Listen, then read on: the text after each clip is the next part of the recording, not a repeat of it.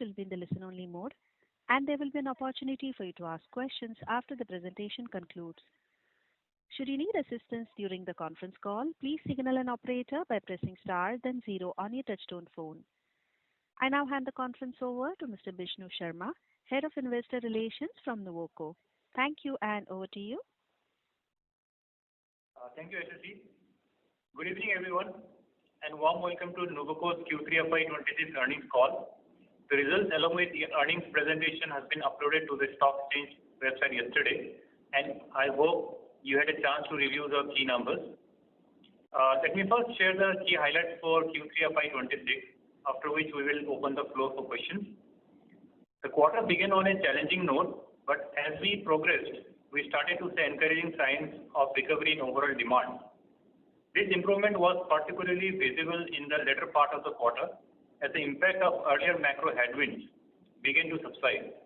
Encouragingly, capital expenditure by both central and state governments seems to have gained momentum, supporting infra activity and cement demand. With this gradual pickup, the broader demand environment appears to be strengthening, setting a constructive tone for the quarters ahead. That said, a significant portion of the planned spending is yet to be executed. Around 45% of central capex and nearly about 61% of state capex remains pending as of November 2025. The healthy pipeline of pending projects gives us comfort that this traction could continue in the coming months. Additionally, as an above normal monsoon, a softer interest rate environment and growing consumer confidence, particularly in rural areas, further reinforce our outlook for sustained demand growth going forward. Now turning to our performance for the quarter, we delivered robust results despite the early challenges from macro headwinds as mentioned earlier. Volumes grew 7% year-on-year to 5 million tons, the highest Q3 volumes ever recorded in our company's history. December was particularly strong with volume growth of 20%, demonstrating our strong execution capabilities and the resilience of underlying demand. EBITDA for the quarter rose approximately 50% year-over-year to 386 crores, even as price moderated more than the benefit passed through, following the revised GST rate coupled with macro headwinds. Our emphasis remains squarely on premiumization, cost efficiency, which significantly lowers the impact of the price moderation. We are pleased to report that the premium products sustained their share of trade volumes at a historic high of 44%, marking the consecutive quarter at this elevated level. We have consistently expanded our premium base over time. For the 9 months of FY26, premiumization stood at 43%, reflecting a steady uplift of nearly 300 basis points over the FY25 baseline of 40%. This establishes new, stronger base for us going forward and will continue to support our performance. On the cost front, we continue to efficiently manage our operational costs as we achieved the lowest blended cost in the last 17 quarters at 1.41 per mkm, despite the recent uptick in petcoke prices. Raw material cost per ton, distribution cost per ton also declined quarter-on-quarter, supported by operational efficiency gains. Coming to cement prices, given the improvement in demand conditions and positive outlook, the company undertook a price increase in January, which is expected to further improve our performance going forward. Let me now turn to the balance sheet. During the quarter, we raised 600 crores through CCD issuances, which were utilized to replace an equivalent amount of short-term bridge financing, thereby reducing overall debt levels. We expect to complete an additional 600 crores CCD issuances in the near term to substitute the remaining 600 crores of short-term bridge financing. Our continued focus on a disciplined approach to debt management reflects prudent capital allocation and will support the company's growth agenda going forward. Let me briefly touch upon the Vadraj cement plant. The refurbishment and project execution remains on schedule, with operationalization of clinker unit and grinding unit planned in phases from Q3 FY27 to Q1 FY28. To give you a quick update on our project execution, we have made steady progress at both Kutch and Surat. At this site, key equipment is undergoing extensive overhaul. The engineering, tendering and ordering of all goods and service packages at Surat are now complete, while activities at Kutch are progressing as per schedule. Deliveries on the electrical and instrumentation front remain on track for both locations, and mechanical supplies have already started arriving at site. We've also applied for all the required permits to operationalize these plans in line with our planned timelines. On the logistic front, the engineering scale plan and detailed project report for the Kutch railway line have been submitted to Indian Railways, and the execution order is now at an advanced stage of processing. By the first half of FY27, we expect to complete the overhauling work and equipment installation, followed by trial runs in accordance with OEM protocols. We will subsequently establish operations from the control room. Accordingly, during FY27, Surat grinding unit and Kutch clinker unit will become operational, while in H1 FY28, Kutch grinding unit will get commissioned. The East expansion project of adding 4 million tons per annum in phases also remains on target. With the East expansion and commissioning of Vadraj plant, the company's total cement capacity will scale up to 35 million tons per annum. Post the ongoing expansion at Vadraj and the East expansion, the company's growth agenda will continue with a firm focus on balance sheet discipline. We have several strategic options ahead, including expanding our presence in the north through a brownfield project or pursuing a greenfield development in the Gulbarga region, aimed at strengthening our position in the western and central market. Furthermore, our recent preferred bid status for the GMK R2 limestone block in Jodhpur and Pali enhances our mining reserve base, providing a strong platform for future expansion. Lastly, to briefly highlight our ongoing digitization efforts, we have further strengthened efficiency and transparency throughout the operation. Our customer portal now handles approximately 99% of the total orders, offering real-time control and precision in order management. Following its success in cement, we launched customer portal for our MBM business too. During the quarter, we introduced Nuvoco Zero M Unnati app under MBM to digitize influencer loyalty, driving higher engagement, greater transparency, efficiency, and data-powered channel growth. On logistics, the transporter portal now covers inbound and outbound logistics across all plants, delivering end-to-end visibility while minimizing manual interventions. That concludes my opening remarks. I'm here with Mr. Jayakumar Krishnaswamy, Managing Director of Nuvoco Vistas, Mr. Manish Agrawal, Chief Financial Officer. We're happy to answer any questions. Over to you, SC. Thank you, sir. Ladies and gentlemen, we will now begin the question and answer session. Anyone who wishes to ask a question may press star and 1 on their touchtone telephone. If you wish to remove yourself from the question queue, you may press star and 2. Participants are requested to use handsets while asking a question. Ladies and gentlemen, we will wait for a moment while the question queue assembles.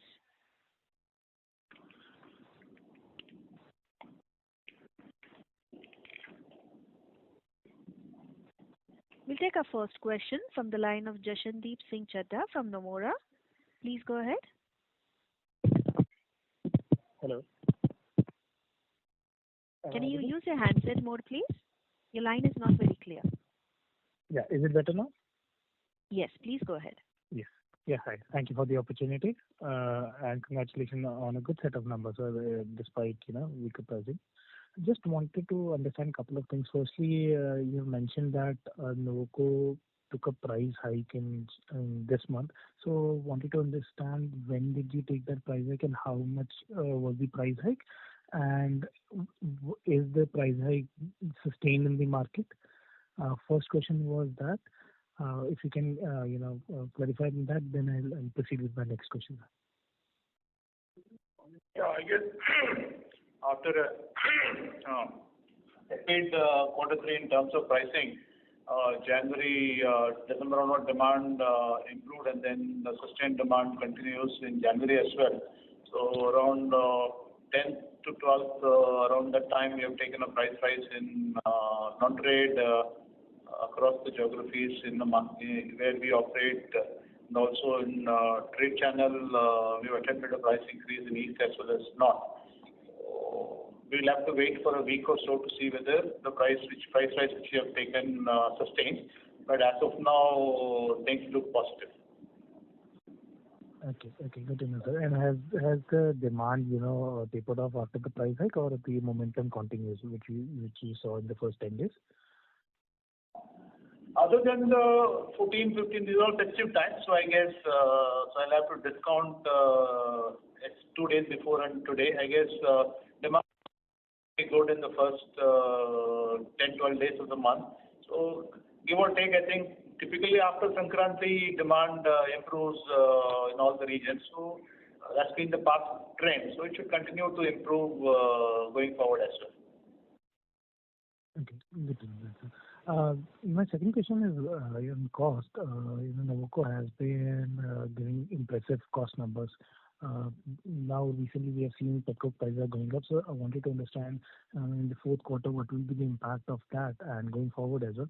And also, if you can shed some light on your capex plan, the amount for next year, FY27 and 28, and how should we look at this? Yeah. As Vishnu mentioned in his initial comment, our fuel cost rupees per million cal trended at 1.41 in Q3, which if you could have seen in the last many quarters, we have come to around thereabout kind of a number for many few quarters now. We will continue this trend. Already petcoke prices have gone up in the month of December, and including, I'm talking about the current trend of pricing. I guess in Q4, I'm still looking at similar kind of number, give or take a little bit of 0.01 or something like that. But that's all insignificant changes that may happen. These are basically backed up by 2-3 aspects of the company. One is to work on our AFR agenda in North, the 2 plants as well as in Risda. The second one is using domestic open market coal. For the first time in the last many years, in the preceding quarter, we have started using good amount of domestic open market coal in our North plants. And that's kind of helped us sober the cost lines of fuel in North, as well as increase our domestic open market coal as well in our East plant. And last but not the least, our focus has been to kind of reduce the petcoke consumption from high of 48% all the way come down to 41% now, which is an impressive number. With this kind of petcoke reduction, we would be able to offset the rise in petcoke prices, if any. And also, our teams have been very innovative in trying to use power plant reject coal and as well as coal washery reject coal for our CPP plants, bringing down the power cost of CPP from close to about 0.95 rupees per million cal to as low as 0.8 rupees per million cal. So basically, reduce petcoke consumption. Second is get increased focus on AFR, and last one is to kind of work on CPP coal. With all these 3 initiatives, I think we should be able to defray the potential increase in petcoke prices at prevalent levels. In the unlikely event of a big time increase, I guess that's going to be a challenge for the entire industry. But as we see today, we have fuel stocks for a month or 2 right now, and with the fuel stocks which we have, we should be able to sail through quarter 4. And on the second point about capex plans, in the previous call, we had spoken about the overall capex outlay for the company. Obviously, we have the capex for the existing operations as well as capex for the Vadraj. So overall, this year, as of 9 months, we have spent close to about 320 crores of capex as of December, and the balance 3 months we should be spending close to about 200 odd crores. So for the full year, the capex outlook is coming anywhere between 620 to 670 crores. Okay, and then if I can squeeze in one last question, a lot of advantages that you mentioned Nuvoco, especially on cost front, are are in the east, in the eastern assets. But when we will start, Nuvoco will start Vadraj, a lot of these advantages will not be there. So in the initial years, can you give a sense of how much the cost might increase, as capacity ramps up at Vadraj? You're talking about what happens when Vadraj starts. Okay. Yes, sir. So Vadraj starts, look, anyway, Vadraj is going to be run on petcoke fuel for kiln similar to our Nimbol and Chittor. So the ballpark number will be same as what Chittor and numbers are terms of fuel cost per kiln. The other advantage is Vadraj is that area we have lignite. So the captive power plant is going to be based on lignite as a fuel. So when we have done the initial calculation, our energy cost for Vadraj plant, other than the startup challenge of starting a new plant, other than that, I guess in terms of somewhat steady state, our fuel cost, energy cost, it will also have a CPP similar to what we have in Chittor and Nimbol. So it's kind of a copy of our north operations. So the cost lines of Vadraj in terms of power and fuel will be more or less same as what we get in Nimbol and Chittor as we start the plant. Understood, sir. Thank you so much. I'll join back with you. Thank you. We'll take our next question from the line of Amit Murarka from Axis Capital. Please go ahead. Hi, good evening. Thanks for the opportunity. So just a question on leverage. So in the presentation, I think you've shown debt at 4217 crore and plus 600 crores as short-term bridge loan and CCD. So just wanted to understand a bit more about the CCDs as to what are the conversion terms and by when does it come up for conversion?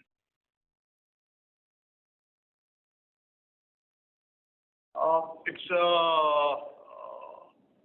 during the last call and the one before, we have already said that now when Nuvoco reaches 3,500 to 4,000 crores, that's when we kind of start our next expansion, that's how we started the entire Vadraj process. And the entire fundraising bit for Vadraj was we had to pay 1,800 crores as an acquisition cost for Vadraj. So to get that 1,800 crores funding, so we had started with 600 crores of long-term debt and another 1,200 crores of bridge financing till the CCD route was decided by the organization. So first I'll explain the 600 crores. The 600 crores sits in this 4217 as mentioned in our investor presentation. The 4217 crores debt level at December 25 has built-in number of 600 crores. So if you have to do a like-to-like comparison of our past periods, this number is 3617, and with compared to December last year, it was 4350, and that's the kind of debt reduction deleveraging company has been able to do in the last few years.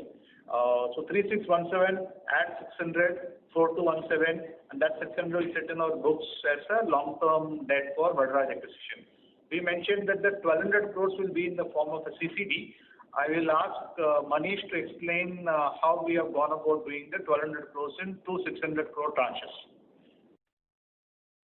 So, in terms of the specific terms of the CCD, which is the tranche that has been done in the month of November as the query. So basically, there is a call option and a put option as a part of the CCD.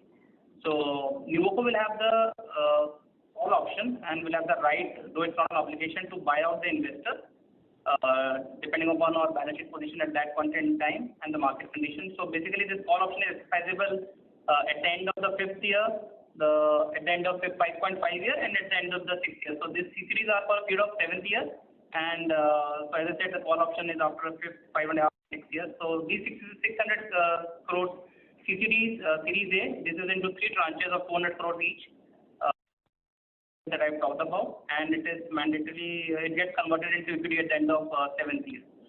And it carries a coupon rate of 0.1% in the books.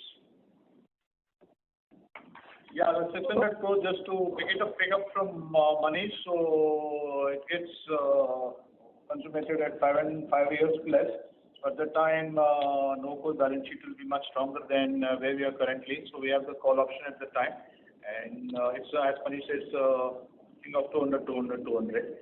The second 600 crores, we have still not completed the short-term debt into CCD. I guess due to year-end holidays in the market, so we have still under discussion, should be concluded in the coming days. Okay. So what I understood is that it is compulsory convertible into equity at the end of the 7th year. That's right. And what would be the price at which it gets converted? So I think you can take these things offline or separately from the investor relations department. So as I said, it is a call option at the end of 5 years, 6 years from the Nuvoco's perspective. So the intent would be depending on the market conditions. I think at that time we should have a pretty strong balance sheet to kind of use the call option and repay the CCD. That's the idea which we have. In the most unlikely event, that's when I guess the put option will be exercised on the promoter group company. Understood. So you are basically the idea is to essentially repay off this in the 5th year itself, and through the cash flows that you will generate in this period, and not really wait for the conversion into equity. No, absolutely. That's the intention. I guess as we speak, we would be 3 years from now at a CAGR of 7%. Obviously, the business will grow to a much higher volume, and also with the volumes coming from Vadraj, and with the overall market opportunity, we should be able to generate much more cash, and our balance sheet should be much stronger. And as I mentioned, with the kind of business projections which we have in place, we should also be able to fund the Vadraj capex through internal accruals, and then we should be able to retire this CCD. But I just want to mention one other point to you is, many times I've mentioned in our calls, almost all times I mentioned this particular point in the call, stating that as a company, we are comfortable operating the company with the debt levels of 3,500 to 4,000 crores. That would continue to be, we are not going to be going into the path of retiring all the debt. I'm sure if really business scales up to that level, this debt level also should come down, but we have the ambition of growing the company beyond Vadraj as well. So I guess we are comfortable with the debt level of about 3,500, and at that time when EBITDA levels coming, we should meet our covenant. So we targeting EBITDA to debt level around 2-ish at the time as well. So comfortable position to retire the CCD on a call option and still grow the company. Sure. Just on the last question on the CCD bid. So at the 5th year, when you have the call option to buy the debt out, will it be bought out at 600 crores, or will there be something additional that is required to be paid?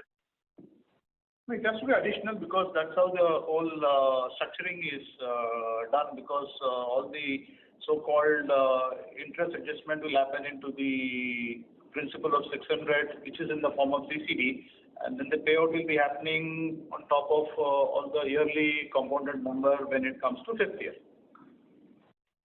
So what is the implied interest? I just want to understand, while I understand that this is a structured transaction debt. No worries. So, Kamal, what we will do is to share this, so this should get into a long discussion. So may I request you to reach out to us, come over to our office, or let's set up a call. We'll explain all of it in complete detail, because obviously all of it is in the public domain. So we should be able to give you all details. So anything that is needed, reach out to us. We should give you every bit of detail. Okay, sure. Thank you so much. Thank you. We'll take our next question from the line of Satyadeep Jain from Ambit Capital. Please go ahead. Hi, thank you. Just a follow-up to this CCD question. The remaining 600 crores you are still waiting to tie up.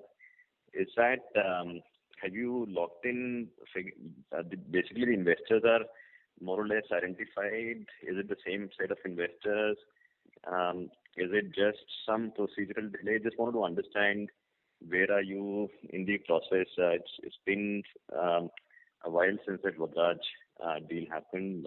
Obviously, you've closed 600 crores. The remaining 600, we're trying to find out similar investors, different. The structuring is also going to be similar as we look at that 600 crores. Yeah. Sadhdeep, the structuring is more or less going to be the same. Maybe the numbers could be slightly different because it's not going to be exactly the same set of people who will do. We are more or less at the final stage of discussions. So it is nothing to do with any challenge or anything which you have faced. Just that year-end happened and then the markets to the people with whom we are working have just come back. So it should happen. I can't give you a timeline whether it will happen in a week or 10 days or 2 weeks. But suffice to say that we are on top of it and this should happen pretty much in the near future. Okay. And on this Vadraj asset, just maybe an update on the rail line. I know it had already reached Nalia.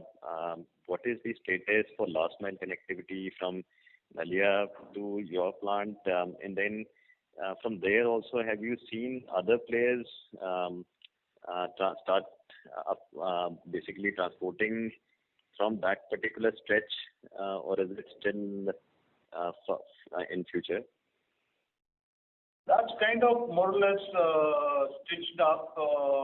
The railway survey is already completed between Nalia and into a place called Vagod.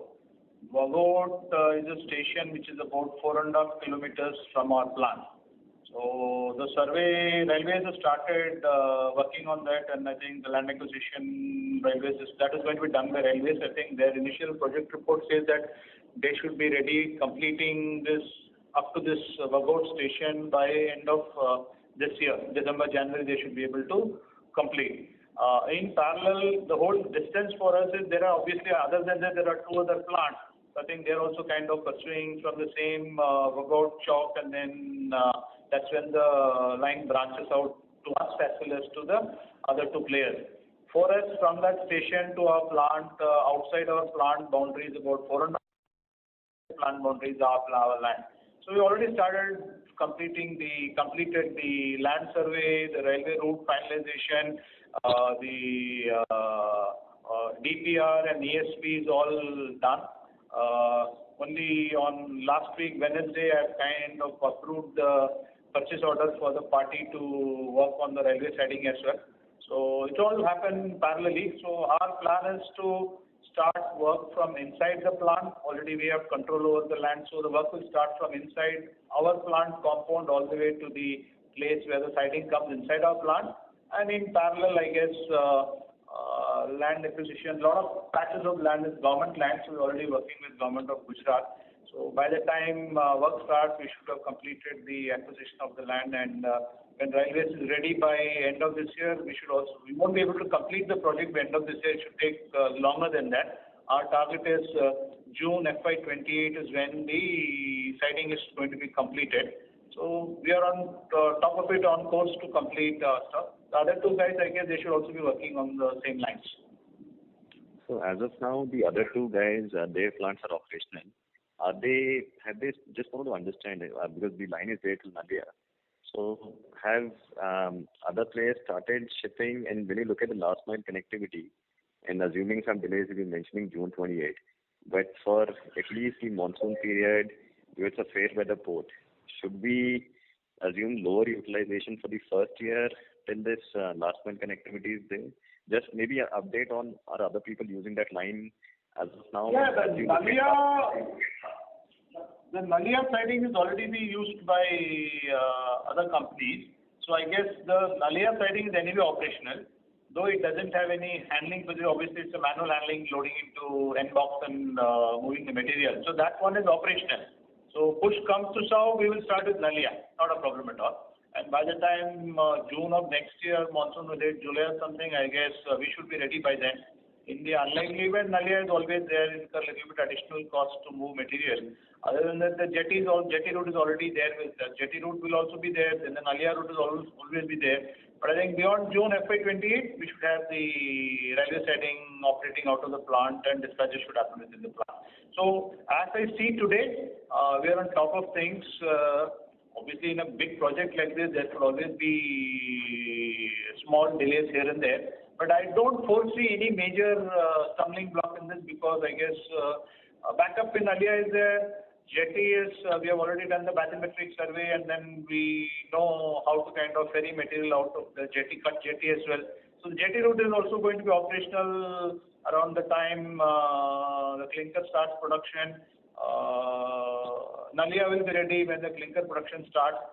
Surat will be operational before that. So by the time siding comes by Q1 end, we should be fully in business moving material. As regards to your second question of whether it will meet the scale up of the company. So as I have mentioned before, our overall scale up is 1, 2, 3, 4. That's the kind of number which we had in mind. 1 million in FY26, which is we will exit the year at a million kind of annualized million sale in Gujarat. Next year we should be going into, by end of the year, we should get into 2 million sale, and FY29, FY28 will be 3 million, and FY29 will be 4 million. So that's the broad plan which we have. We are on course to achieving and delivering those 1, 2, 3, 4 agenda. Lastly, on Gujarat specifically, because you're expanding there in a big way. I know you're catering to that market right now, the 1 million ton that you mentioned through North, but would you have to, as you look at bringing more volumes, when should we look at maybe upscaling your branding team before that capacity comes online? Is there something you need to do to strengthen your position of branding or team there in that region, and when would you start to do that? I guess it's all about timing, because I start spending money right now, I'll be wasting money. If I spend late, I'll be losing an opportunity. So we have a clear blueprint in place when to kind of get into a investment mode in terms of market investment and media investment. But what are the things which you've already done? We have a full-fledged sales force in place. We have the sales officers in place. We have the market study done, and then dealer appointments are started happening. So by the time even in the month of December, we already sold in the state of Gujarat 1.2 lakhs, and our target in Q4 is going to be similar kind of numbers every month. So we've kind of scaled up to this kind of 1.2 would already mean more than 1 million ton of sale will happen in the first year itself. So that sale cannot happen unless until you appoint dealer network, which is already there. But as regards advertisement, marketing, and other spend, so I guess we have a blueprint in place. But in this call, I won't be able to tell when I'm going to break. But certainly on top of things, and by the time our Surat grinding unit is operational, we should be having all this in place in the market. Okay, thank you so much, and wish you all the best. Thanks. Thank you. Next question is from the line of Rajesh Ravi from HDFC Securities. Please go ahead. Hello. Hello, Rajesh. Yeah, hi sir. Good afternoon. Good evening. My question pertains to the fuel and power cost. This 1.41 when you say per million cal, this is inclusive of your thermal CPP power cost, or this is only kiln fuel cost? This is kiln fuel cost. This is kiln fuel cost, okay. And what would be your, in the kiln fuel, what would be the linkage and petcoke and other coal mix? Petcoke on the kiln, as you mentioned, is Q3 FY26, we have delivered 41% petcoke is the petcoke usage in our kiln. This has got a higher load in north and a lower load in east. This is a blended load for the company as whole at 41%. We were at a similar time last year, Q3 FY25, we were at 48% petcoke. We are at 41% petcoke. Linkage coal is 34%. Non-linkage domestic coal is 15%. Okay. And AFR would be the remaining? AFR, 10% is Q3 FY26. Here we should improve because last 1.5 months we had two main plants, Rizda and Nimbol, under shutdown. So both these plants have the AFR facility, so the number is slightly low. Our target before shutdown of these plants, Nimbol was already at 15% and Chittor was already at 15%. So I guess some ramp-up time will take in the next 3 months. By Q1 FY27, we should be able to get this number to anywhere between 13 to 15% at a company level. Understood. And sir, on logistics cost this quarter has come down. So there is any reduction in lead distance or what specifically has led to correction in your logistics cost? Our lead distance in Q2 was 331. We are at 326 kilometers this quarter. There's a good reduction of 5 kilometers. Most of the reduction has come in the secondary side, and in fact is due to the secondary side reduction, where the PTPK is more than the primary PTPK, and that's one reason why our logistics cost has become efficient in Q3 FY26.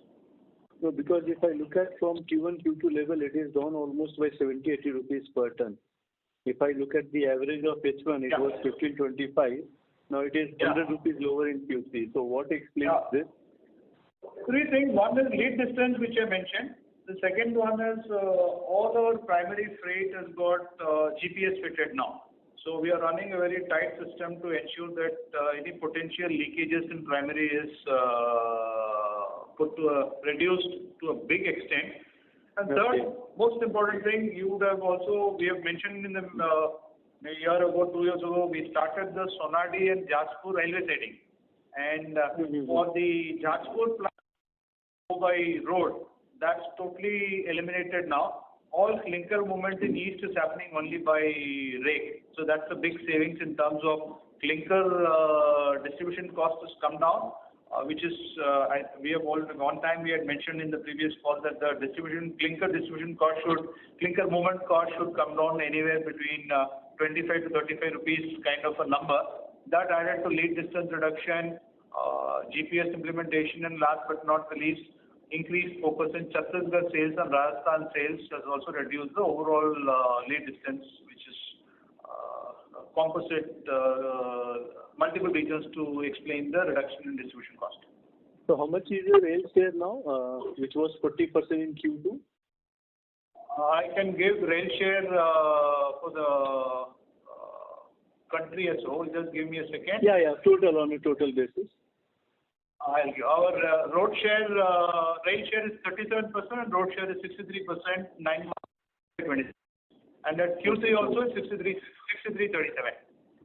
Okay, understood. Okay, and so lastly on the power cost, your green power mix is holding up around close to 20%. Okay, what are the opportunity there to increase this? Because most of your peers, they're all inching up to 40-50%. So can you give me a breakup of your power, power usage grade, CPP and renewable power, and what is the thought there? Currently, our CPP is 150 megawatt and WHR is close to about 45 megawatt. Put together, we are at 195, 196 megawatt. Our plan is to debottleneck all these WHRs to get another 3.5 megawatts in the next 6-8 months. That's the number one way to increase the green power. We also have very small solar power in Chittor factory, and it's a very small one. Along with that, we have a 1 megawatt solar power in Bhiwani and a 1 megawatt solar power in Jajpur factory. So these two are the current initiatives. But in the last 1 month, we have signed an LOI with a company to set up a hybrid power plant in Rajasthan, and that should be operational in the next 12 to 18 months, which should give us a big boost to power cost in Nimbol plant. And that's a 50 megawatt hybrid model which we are working, which should be one of the large investments which we are making going forward. It will not be a capex model. It's going to be a group capital model which we have concluded very recently, and that work should start very soon. So 50 megawatt will be the installed capacity, and it is solar, right? It is a hybrid, solar plus wind. Okay. No, I just wanted, why my question is, most people are doing this RE power to JV mode to reduce their landed power costs. So, what sort of power cost reduction? And given that many companies, if you see your few competitors have recently invested 45 crore with a payback period of, what we understand these JV projects have a payback period of less than 2 years. So is it not an opportunity for you to invest say 100 odd crore through JV models and increase your green mix from 20 to 40% plus, and in turn also reduce your blended power cost by say 1 rupee odd? Very much. I think Rajesh is very clear. If you really look at where all we operate in Rajasthan, that's a big cluster for us. Chhattisgarh is the second biggest power consuming place, and the third one is West Bengal, where we have 2 GUs. So our highest power cost for the company comes from Rajasthan, both because of petcoke cost as well as the overall power cost in the place is high. And the rules of Rajasthan got changed only recently. As soon as the group captive and the banking model came into economically right frame, we have gone ahead with this group captive model of putting up a plant exclusively for Nimbol. What we do in the second plant is based on our experience of Nimbol. That's the first thing. When it comes to Chhattisgarh, the first thing which is important for us is we run on a what we call linkage coal is a big component in Chhattisgarh. And the second one also is all the 3 plants grid integration in Rizda, Arasmeta. So what we run is all these 3 plants run on a grid, and we many times we shut the CPP to use the grid, or we shut the grid and use power from one factory to another factory. It's a common grid, and we have got a solid benefit out of it. The payback was close to only 7-8 months, and more or less the job is done. We will go for a captive plant in Chhattisgarh once the economics of captive plant outweighs the savings which you are making out of our current model. So it's very much in our agenda. It is economics which will drive at this point of time. Lastly, it is Bengal. Bengal, still the group captive model is not working because the rules of that place does not facilitate what we have in Rajasthan. We don't have proper banking arrangement there. So once that happens, that's the place where we'll go for. Understood. And what is your blended power cost currently? 9 months and Q3? Blended power cost for the company is, just a second please. The blended power cost for the company is close to about 335 rupees per ton. 325? 335. Okay, understood, sir. That's helpful. Thank you, sir. All the best. Thank you so much. Ladies and gentlemen, in order to ensure management is able to answer queries from all participants, kindly restrict your questions to 2 at a time. We'll take our next question from the line of Prateek Kumar from Jefferies. Please go ahead. Yeah, good evening. Congrats for great results. I have a couple of questions. Firstly, on your premiumization mix and increasing rate over last few years, how do you think your gap has closed or increased versus other brands in the market? And how does increasing premium mix contributes to your EBITDA per ton? We've got some bragging rights on this.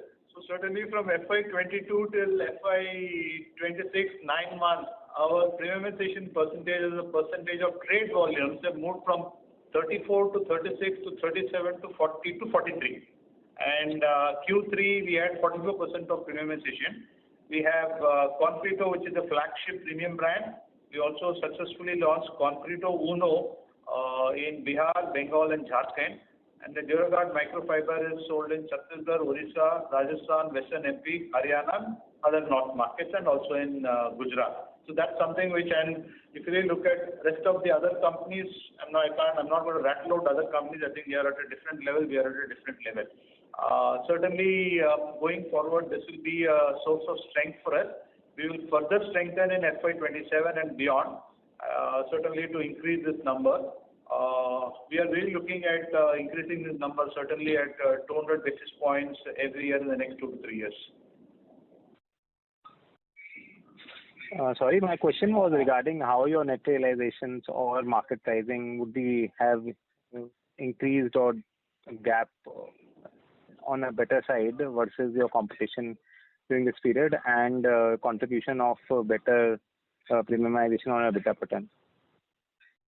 Yeah, at the premiumization level, we can't look at an all India level because premiumization has to be calculated of the base product in that state and the premium in that state. Contribution changes from state to state. Suffice to say that at a premiumization level, we can get anywhere between 150 to 200 rupees increased contribution per ton of cement sold. So that's a big boost. And as we go forward, this will provide us leverage to overall improve the realization for the company. Okay, and my other question is on your 4Q. So we have seen acceleration in demand growth for your company. Based on current trends, because we had a very high performance base in Q4 last year, we look volume growth accelerating from 7% this quarter. And also a related question on pricing, how is your pricing undertaken on 10-12 January compares to the exit price of December quarter?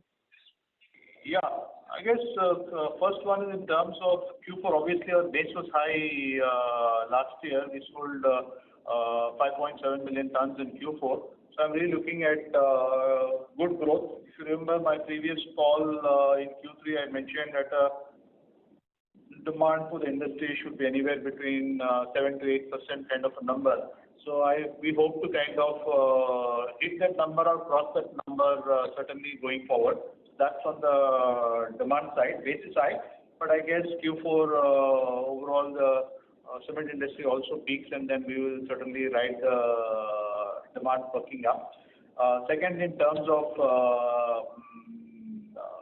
the price increase and the impact of price increase, as I said as an answer to the first question, pricing corrections we took around 10th, 11th of January. So non-trade prices have moved most markets.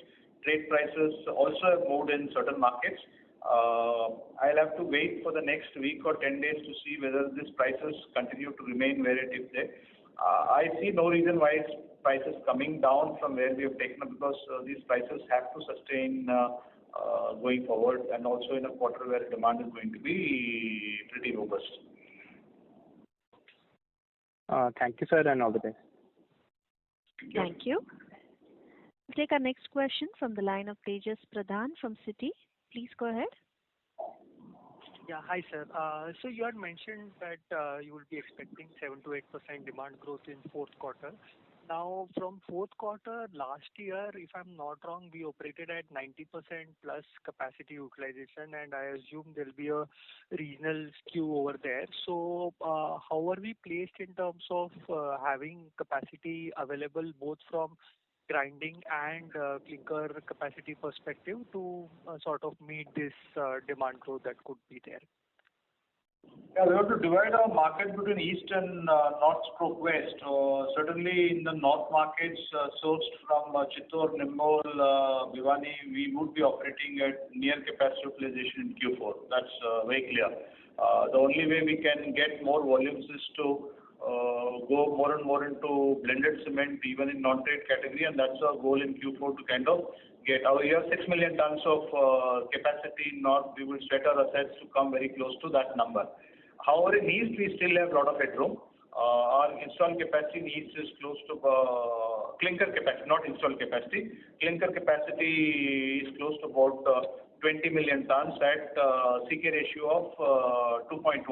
So one of the goals here again is taper down the OPC levels in non-trade and go hammer and tongs on trade levels. We have sufficient headroom in east to kind of get the growth this year, even next year a double-digit growth, and the year after also a double-digit growth.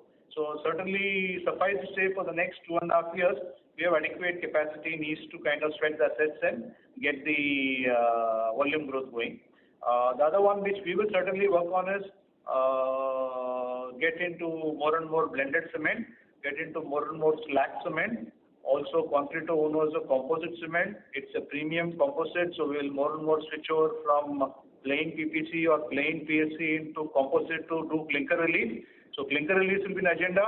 Moving from OPC to blended cement, whatever little we do will be the second agenda. Sufficient headroom to grow, certainly in Q4 and beyond FY27 and 28 also we have adequate capacity in the east. North will be a tight scenario. After this quarter, we'll continue to operate at near capacity utilization in north, and that's one of the reasons Vadraj will come into play. once Vadraj capacity comes into play, we release close to about the current 1 million ton sale in Gujarat into north markets, and certainly get Vadraj to serve Gujarat as well as West Maharashtra, also some bordering portion of West MP also will happen from Surat factory. So all in all, the entire Vadraj expansion strategy is to release capacity in north, and east we are self-contained for the next 2 to 3 years. Okay, sir. Just to add on to that, so if I look at the presentation, the cement to clinker ratio for 9 months is mentioned at 1.72x at the company level. Could you break this down into east and north? What would be the CK ratio in those regions separately? Yeah, east will be close to about 1.95 to 2. North will be about 1.3 to 1.35. So we'll have to further improve north move away from OPC to PPC. I guess that's going to be the focus in the coming 2 quarters to release cement, and because there's growth in the market, we'll have to move away from non-trade into trade and move away from OPC to PPC. We hardly sell any OPC in trade, so whatever little non-trade OPC will move from based on contribution, of course, into PPC. East certainly at 2, we still have headroom to go to 2.1. In certain markets, we have done 2.1 in the past as well. We should go to 2.1 very soon. So there again, I think we will curtail the OPC sales in non-trade and go out and out into PPC, or move from PSC into composite cement. Okay, and in the interim, do we have any scope for any debottlenecking, or we have already sort of exhausted the likely sort of limit? As we speak right now, we don't have any debottlenecking plan in east. However, the cement capacity increase of 4 million tons grinding will help us more grinding capacity closer to the market to get this capacity going in the market, and also the Chhattisgarh GST benefit will help us garner a little bit more money by the debottlenecking in Arasmeta. The entire composite cement agenda, blended cement agenda for the company is the reason for doing the expansion of grinding units in east. I was checking from a clinker perspective. I'm talking about that. Yeah. Okay. Hold on for a second. I'm coming to that. East, we have debottlenecked. Our installed clinker capacity is close to 9.5 million tons. So we can always get the squeezing done to 0.5. At this point of time, I'm not focused too much on increasing clinker capacity from 9.5 beyond, simply because I have headroom. Even with 9.5 at 2.1 CK ratio, I can go more than 20 million tons in east. And I have adequate cement at 2 million, 10% growth for next 3 years. I have adequate cement capacity unlocked for east. Maybe same time next year we can think about debottlenecking. We don't have plans to put a full-fledged clinker line in east at this point of time, but maybe I think as the year progresses and we come into next year, we can look at that. In north, debottlenecking certainly we will do. We already debottlenecked Nimbol from 4500 to 6100. That's a big debottlenecking exercise we did. Chittor factory used to be 5,000, we went to 6,100. But right now I don't have any plans to increase the clinker capacity north from 6,250, 6,250 is 12,500. Vadraj will be the one which will come and help my clinker capacity in north. Sure, thanks. And just one last question from my side. What would be the cost of borrowing for the company as of now?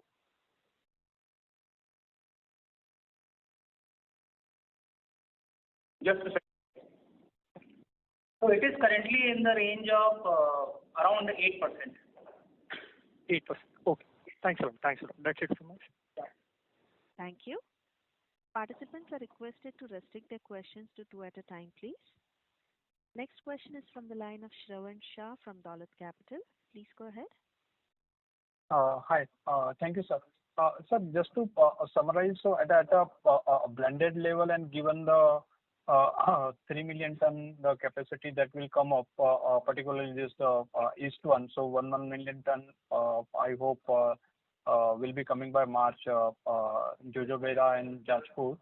Jojobera and Panagra will be coming by this March, and maybe 1 million ton Jajpur by 1Q FY27, and plus 2 million ton Surat also will be coming up and will be available for the second half of FY27.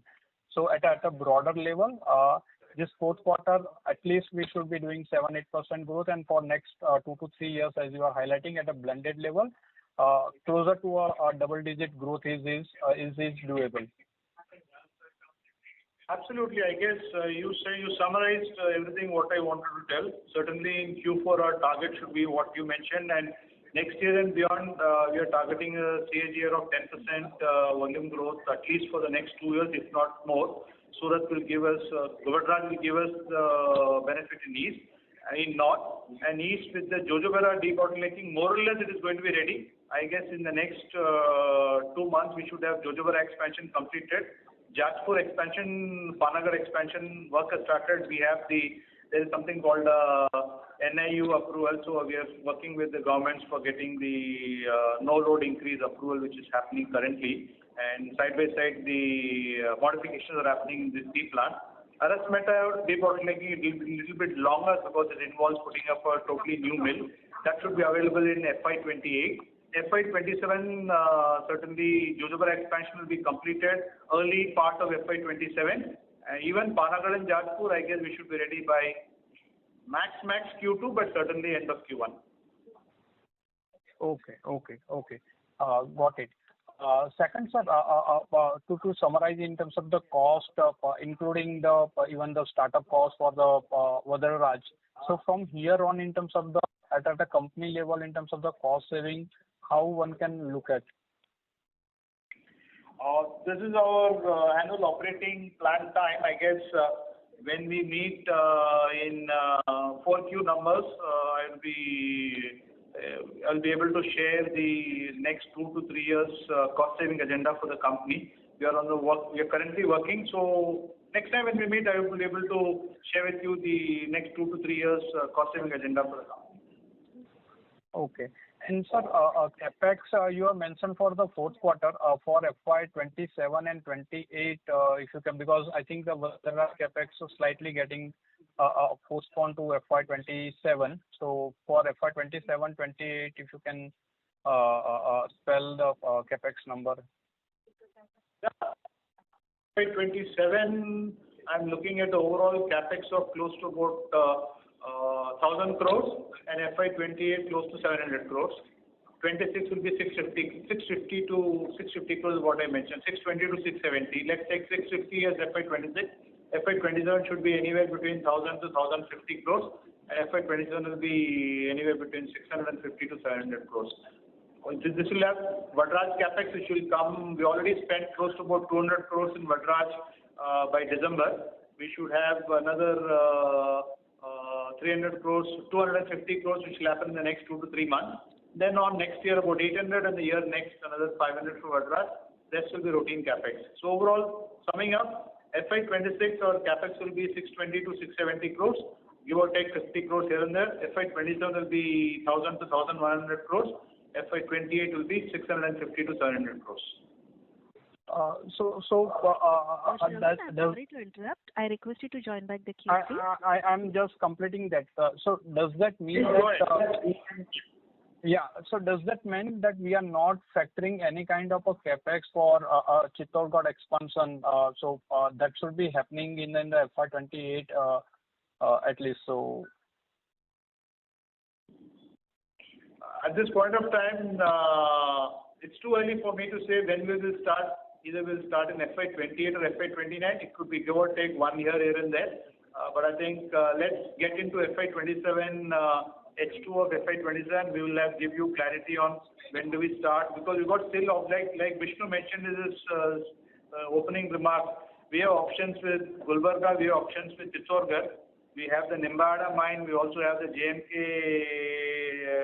mine in Jodhpur, and also have the Gulbarga mine. So we will decide closer to the date where we will expand, either a greenfield expansion or a brownfield expansion. FY28 onwards it will start. But it's too early for me to say when I'm going to put money. It could be H2 or FY28 or Q1 or FY29. Okay. Got it, sir. Thank you. Thank you. We'll take our next question from the line of Naveen Sahdev from ICICI Securities. Please go ahead. Yeah, good evening, and thank you for the opportunity. Hello, am I audible? Yeah. Yes, please go ahead. Great. Yeah, great. Thank you. So, two questions. One was on the industry-wide pricing. So as you said, you've taken some price hikes in January. Now, and you also mentioned that December as a month, not just, it witnessed a double-digit kind of a growth. And I think our channel checks are also indicating both North and East witnessed a very decent, or may I say, very bumper sort of a rebound volumes in the month of December. Typically, January volumes are at par to what they are in December. So my question was that if December as a month which witnessed such a sharp recovery could not give any prices, rather prices continued to reel under pressure, what gives the confidence that January would see some better pricing, please?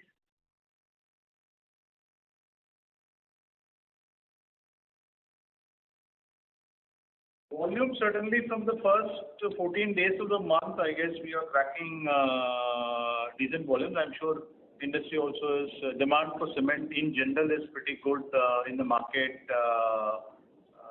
as January has started. So I'm not going to put any adjective to the past month, but certainly I think December was a good month for us and maybe for industry once their results are published.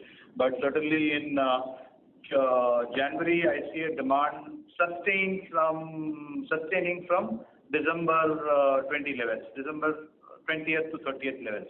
And that's the reason why we have gone ahead and made this changes in pricing. So as I said earlier, so this is just only 1 week into price increase time. So I will wait and watch going forward whether they're able to sustain these prices. So my gut sense is the prices had fallen below to GST levels because we had passed on all the benefits of GST and we continued with the quarter.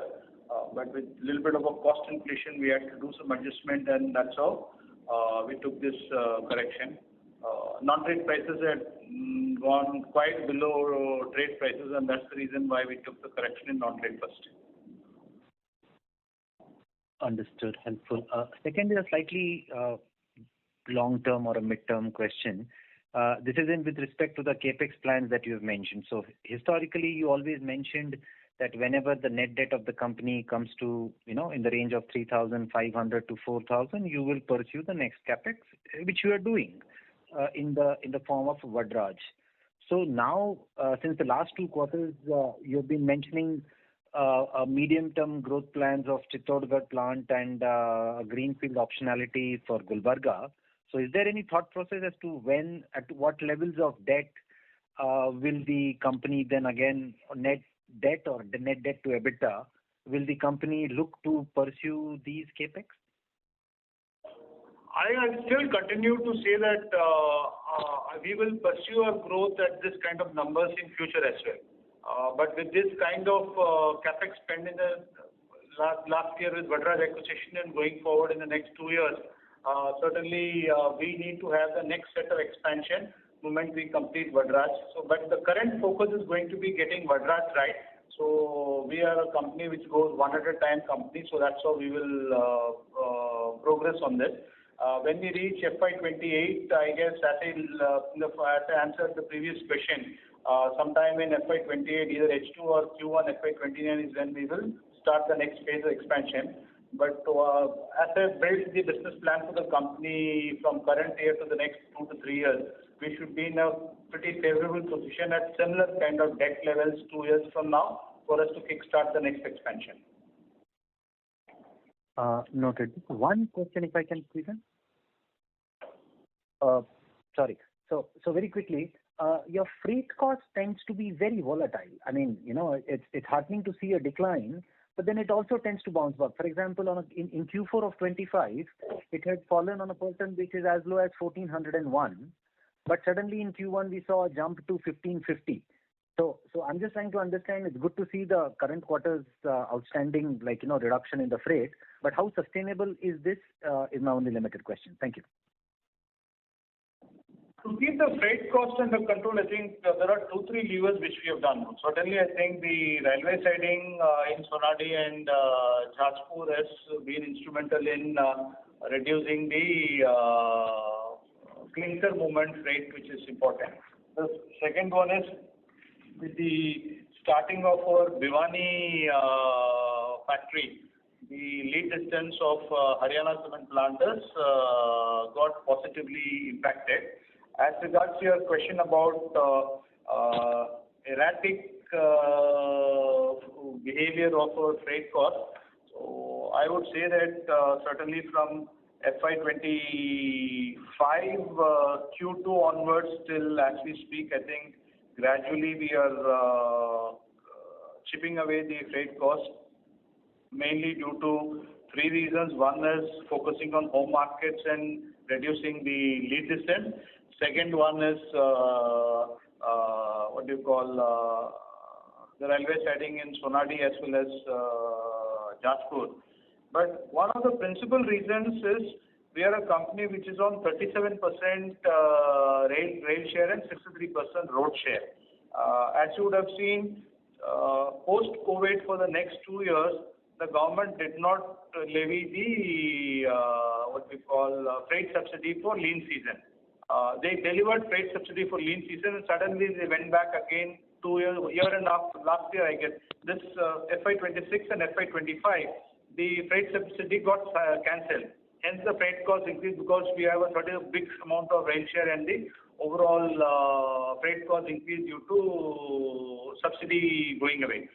From now on, from last year, which is FY25 to FY26, I guess it's a steady state period. You will see us progressing continuously on sustained reduction in freight cost, mainly through home market sales, increased home market sales, reducing leakages through GPS, getting the clinker distribution cost between Jajpur and Sonadi. And last but not the least, one of the things which also came as a a fluctuation in for 2 quarters was also in certain markets we moved from X to FOR, but then I think the entire industry works on a particular practice and then we had to change the model, and that's the reason where you would have seen some spikes on the freight cost.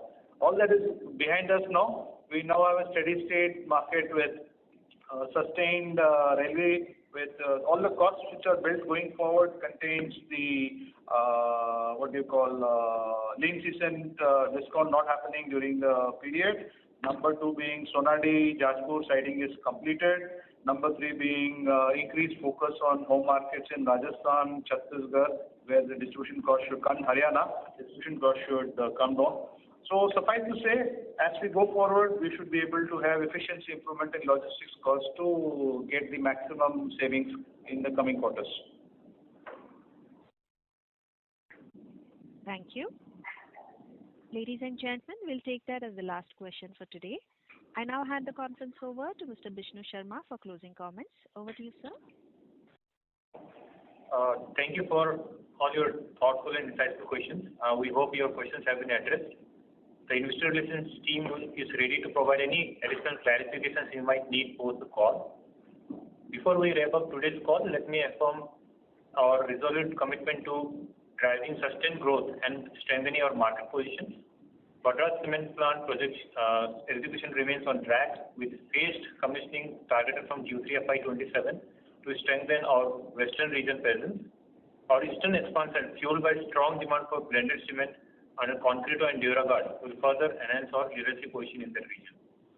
Looking ahead, we will continue to drive premiumization, an area where we have consistently expanded our base and set new benchmarks, while maintaining our focus on geographical optimization and cost discipline to enhance profitability and create sustained shareholder value.